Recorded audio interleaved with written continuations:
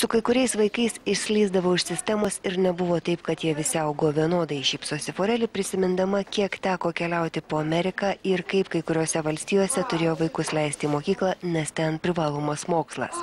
Jie atvirai sako, leidusi vaikams pasirinkti, ką jie nori veikti, ko nenori, ko pageidavo mokytis ir ką nori atmesti. Neįtikėtina tai, kad ne vienas Forelį vaikas nuosekliai nelankė mokyklos taip, kaip mums būtų įprasta suvokti, ir net neturi popierinio brandos dokumento. Aš tikrai buvau pasiruošus tam, kad vaikai kažkaip tai patys turi tą tokį stimulą. Jeigu jie labai norės, jie išmoks, nes aš tą pajutau pati, kada buvau paauglė, kai aš labai norėjau, išmokau ir kalbas, ir skaitydavau po 2 knygas per dieną. Ir kai norėjau, ir viską išstudijavau. O kada tu nenori ką nors daryti, tai tiesiog gali tenais grūstis, kaip sako, tu gali priversti arklį prie vandens telkinio, bet negali priversti arklio gerti. Tai aš labai džiaugiuosi, kad aš daviau tokios laisvės vaikams. Bet jie raštingumą kažkokį tai gavo mokyklinį, sisteminį, ar jie patys ir rašto ir skaitimo mokėsi? Aš daug ko pati išmokiau, po to truputį mokykloje tenais vienas buvo 2 metus, kitas 3 metus. Ir taip kaip jau. Tas principas vienas truputį paeina, kitas po to išeina. Mano vyriausiasis sūnus nusprendė koledžą 13 metų eiti ir po to jis ten 2 metus tenais paeina, nusprendė jam geriau verslą daryti. Ir vienas daugiau mėtėsi, kitas daugiau stabiliau laikėsi kaip Akiane. Ir kiekvienas skirtingai išsirenka savo gyvenimą. Čia, žinoma, toks gyvenimo būdas ne visiems. Čia turėtų būti visokių tokių originalių sistemų, kad galėtume mes pasirinkti. Ir valstybė turi tausoti ir kultivuoti tą, kad mes kaip pedagogai, kaip šeimos galim kažkokią inovaciją daryti. Ir mes galim pasižiūrėti, kas vyks. Nes jeigu visi būsime kaip štampiukai, kaip antspaudukai, tai gaunasi tada toksai labai patikimas rezultatas ir neįdomu. Čia jau nebėra tokio įdomaus gyvenimo. Aš siūlau kažką naujo. Pamatysite, kad ateityje viskas bus kitaip, sako Forelį, tikinanti, jog kalba apie netolimą ateitį ir labai ryškią kaitą. Bus daug naujovių, bus reformų nustebinsiančių pasaulį. O jei ir toliau telksime dėmesį vien tik tai į egzaminus, prarasime laisvai reiškiamą žmogaus išmintį, sako moteris. Į Lietuvą jie atsivežė 3 mažiausias atžalas, tuo tarpu 2 vyresnieji jau savarankiški ir turi savo veiklas Amerikoje. Žinoma, kažkokie tai principai brandos reikalingi, bet mes tai prieiname daugiau koncentruodamiesi būtent į tai, ne į patį tą žmogų, kaip jisai vystosi su savo meilė, ar jis iš tikrųjų sugeba daryti tą operaciją, jeigu jis yra medikas, ar vien tik dėl to, kad jis gavo pažymėjimą ir taip toliau. Bet, pavyzdžiui, šiuo atveju vis tiek jūsų vaikai negalės būti daktarais, negalės būti advokatais, turbūt, kaip jūs tai žiūrite, daugiau kūrybinės profesijos jiems lemtos, ar ne? Nebūtinai. Pavyzdžiui, kas jau susidomėjęs yra kažko, jie labai greitai išmoksta ir studijuoja, jeigu kažkas užsinorėjo kaip Akiane. Būti lakūnė, jinai jau beveik išsilaikusi atestatą, egzaminą beveik jau, kad negalėtų skraidyti, nes jinai turėjo, nieko nežino absoliučiai nei apie jų. Ir 16 metų, tie, kurie net nežino, kaip skaityti ir rašyti. Tokie dalykai labai yra paprasti, labai greitai išmokomi. Ko neįmanoma išmokti, yra meilės. Jeigu tu negavai meilės per pirmąjį savo 15-16 metų, jau nesvarbu, kiek tau duos, jau nėra to tamprumo, jisai kaip molis jau sustingęs dėl meilės, bet dėl žinios visą laiką kažkaip įsitverpia. Ir aš visiškai nebijau, kad jeigu vienas iš mano vaikų nuspręstų būti daktaru, jie laisvai išsilaikytų egzaminus ir studijuotų ir būtų puikiais daktarais. Nors jie verslą veikia, jie turi irgi įdomias profesijas, kurie išsirinkę. Ir aš manau, kad mes į visą tai žiūrim, kaip pasaulis neteisingai. Iš viso. Ir viskas yra visiškai kaip smėlio laikrodis apverstas aukštyn kojom. Visa ta ideologija, pasaulėžiūra ir ekonomikos, ir žinių, ir šeimos. Drąsos reikia daugam, bet stinga paramos, pripažįsta Forelį, prabilus apie savo mažuosius genijus. Forelį dukra Akiane vadinama wunderkindu. Ir apie ją su didžiausia nuostaba rašo ir kalba pasaulio žiniasklaida. Dar ankstyvoje vaikystėje apie ją pasakojo 50 televizijos laidų, o Akianės interviu transliavo tokie gigantai kaip CNN ir Oprah Winfrey Show. And see if it's the right color. Oh, yeah, I do that too. That's great. This is gorgeous. Love that. Thank you very Love that. Who is this? Can we please bring out mine? Now I'm hoping. You have a dream of doing something with your art. What message do you want your art to give to people? Stebėtis Akianės talentais nenustoja niekas jau daug metų. Nuo 4 ji tapo rašo eiles, per kelis mėnesius savarankiškai išmoko groti ir dabar jau kūrė muziką. Kalba net 4 kalbomis. Ir sako, jog visą tai jai diktuoja Dievas. Netrukus su 16-mete Akiane pasišnekėsime ne tik apie jos talentus. Mergaitė pasakos ir apie savo vizijas. Bet prieš tai dar šis tas.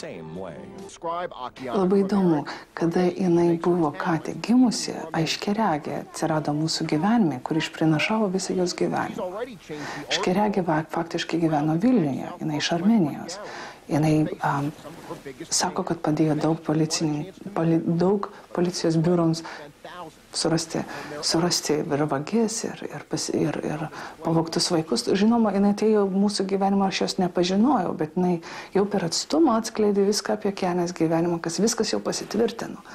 Bet aš kažkaip laukiau, galvoju, na, kurgi tas mano stebuklingas vaikas ir aš laukiu 1 mėnesį, 2, vienus metus, 2. Ir tai buvo paprasčiausias, normaliausias vaikutis. Mergaitė su normalia neurologija, psichika, požiūriais, džiaugsmais. Jinai tikrai buvo labai normali. Ir aš nieko tokio ypatingo nemačiau.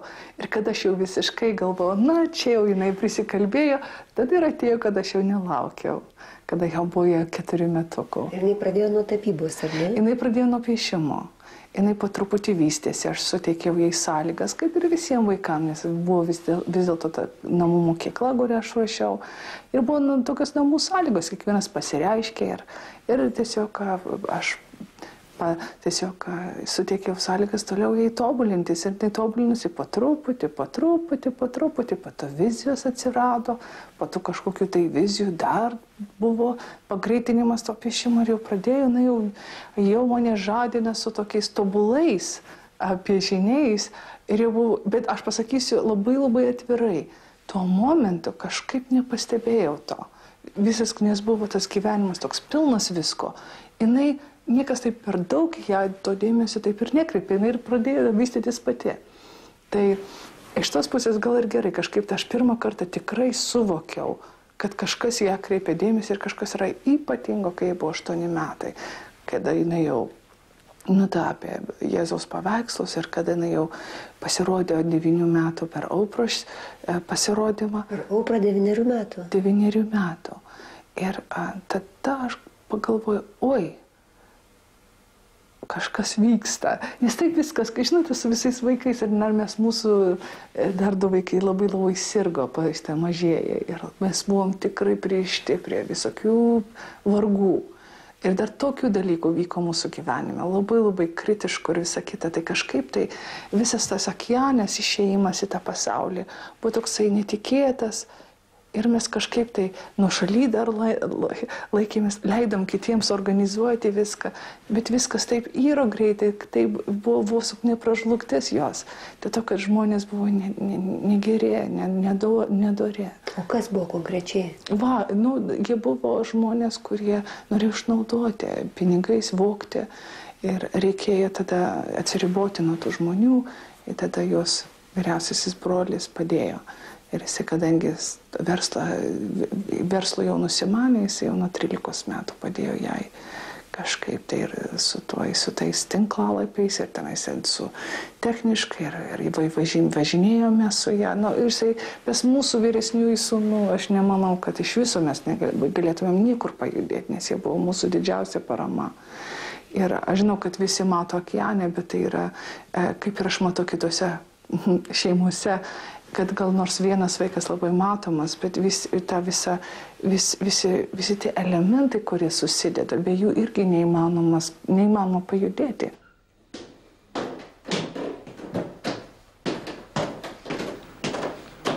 Tačiau tiesa dar yra ir ta, kad Akienė dar vaikystėje pradėjusi kalbėti apie savo vizijas ir susitikimus su Dievu gerokai nustebino tėvus. Tėvai nebuvo nei religingi, nei lankė bažnyčią. Forelė pripažįsta, jog jų šeimai tai buvo Dievo ženklas. Tuo tarpu pati Akienė šiandien su šypsena sako ilgai maniusi, jog visi vaikai jaučia ir girdi tą patį, ką ir ji. Turėjo praeiti nemažai laiko, kol mergaitė suvokė esanti kitokią nei dauguma žmonių. Žinai, ką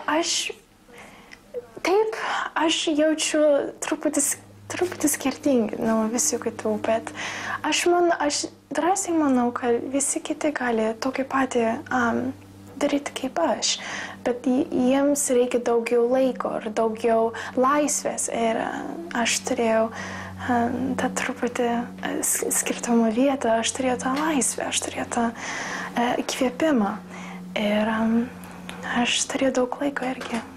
O kas buvo svarbiausia tavo vaikystėje? Tu dabar, kaip pavyzdžiui, atsimeni, kai buvai, tarkim, 6 metų, 8, kas tuomet tau buvo svarbu? Aš norėjau visada būti su mano šeima. Aš norėjau būti, aš neturėjau draugų, aš ėjau truputį mokyklą, šiaip tenais ir tenais, bet aš visada norėjau būti su mano šeima, tai buvo taip, aš buvau taip arti su jie ir aš tik norėjau būti su jie visada. O į mokyklą nenorėjai? Aš norėjau, taip, ir kad aš norėjau, aš ėjau, bet kad aš neėjau, aš neėjau. Bet tai tik buvo kaip mano pasirinkimą. Bet aš norėjau sujungti ir visą pasaulį irgi. Aš turiu šitą Daras jausmą, kad aš turėjau sujungti žmonės su mano paveikslas ir su mano poezijos. Ir čia buvo mano tikslas. Ir nuo 7-8 metų aš visada turėjau tą, aš norėčiau pasiekti tą tikslą. Bet ar tu turėjai kokį mokytoją, kuris, pavyzdžiui, tave mokė piešti, parodė, kaip su teptuku elgtis? Ne, aš visiškai savarankiškai patirėjau viską. Aš ėjau pas parduotuvę ir aš nupirkiau savo teptukus, savo dažus ir mama tik padovė man pinigus ir jis sakė, eik, paimk, ką tau reikia. Ir aš padariau. Ir aš gavosi. Ir niekas nemokė mane. Aš nenorėjau. Daug ko aš turėjau šitą jausmą, kad aš reikia savo, aš reikia pati mokytis. Daug ko, jeigu tu neišmoksi pati, tu neišmoksi nieko. Tu reikia turėti tos klaidos, turėti ir taisyti tos klaidas. Jeigu tu taisysi, tu išmoksi. Čia kaip man padėjo. O kas buvo tavo mokytojas, kuris pasakydavo, kad čia yra klaida, o čia ne klaida? Žinai, ką po ką aš darau mano paveikslas, gal pat galo aš einu ir gal truputį patarimus gaunu, ir gal, žinai, iš mano kaimynų ir mano šeimos, mano brolius ir tėvai ir ką nors, bet taip gal tos idėjos ir tos patarimus gal pridėjau ir gal pašleivojau ir patobulėjau tą paveikslas. Ir kaip tas patarimas yra labai gerai man irgi. Visi Akienės kūrybos darbai yra atskirame puslapyje ir virtualioje galerijoje, kurią nuolatos lanko šių. 300 valandų tapau ir iki 600 valandų. Ir aš daugiau koncentruoju, koncentruoju į tą momentą ir daug prakaitą, daug tą kraują ir tą koncentracijas. Daug energijos reikia padaryti paveikslą ir visi mano, tu eini ir tapai labai gražiai, bet šiaip, ką aš darau su visų mano jėgų. Bet kai aš pabaigau ir pati geriausia jausmą, aš turėjau tą, wow, žinai, yra pabaigta. Bet labai įdomu, tavo darbuose yra Kristus, ar ne? O iš kur tas vaizdas ateina? Taip, aš ieškoju kaip 2 metus, aš ėjau visokias parduotuvės ir aš negalėjau nieko surasti. Visi netiko nieko. Ir tada aš atsisėdu vieną dieną mano sofą ir aš tik meldžiau ir aš pasakiau, jeigu jūs norite, aš tapyčiau Kristą, atnešk jį šičia. Ta buvo labai įdomu, toko 12 valandą dienos metu mes girdime šitą beldimą ant durų. Ir aš buvau 9 metų. Ir aš atidarau šitą duris ir aš žiūriu į viršų. Aš buvau šitas kaip 6 pėdai vyras. Didelis vyras, kaip carpenter, kaip sakant. Carpenter didelė. Ir jie galvoje, bet jis girdo kaip nors, kai aš ieškojau šitą modelį, bet jis tikrai neįsivaizdavo, kad 9 metų mergaitė pieštum paveikslas, jis įsivaizduotum kaip tokia 40 metų moteris, profesionaliai daro. Ir jisai buvo tavo modelis, jisai pozavo tau, ne? Taip, jis pozavo, tada aš pastudijuoju savo mano visokius pozus aš padariau ir šiaip pasidarė tos 2 paveikslas.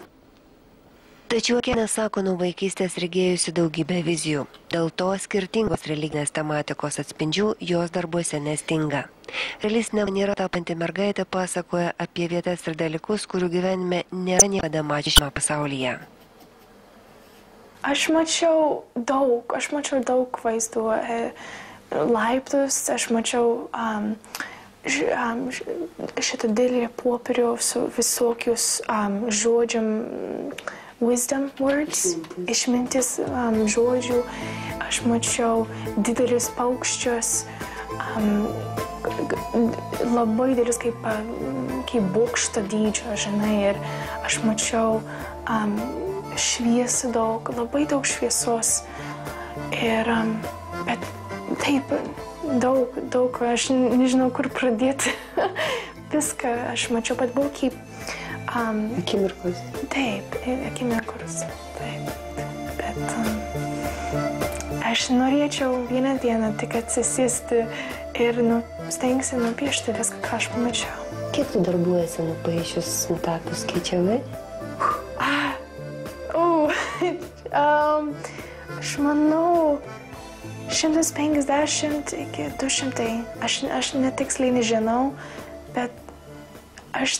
Būtų nemažas muziejus. Taip, visi sako tai.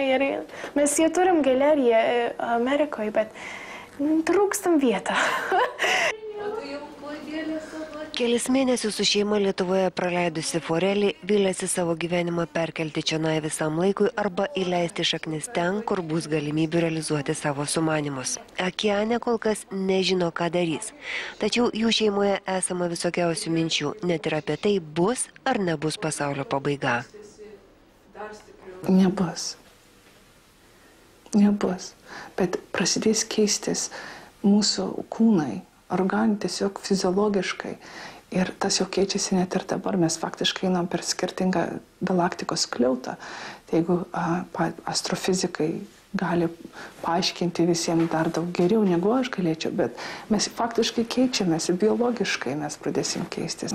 Aš esu optimistė, kad tie žmonės, kurie tikrai nori gėrio ir nori šilumos, aš manau, kad jie turės tai. Kitas laidos susitikimas ir žinomi operos solistų vardai. Kristina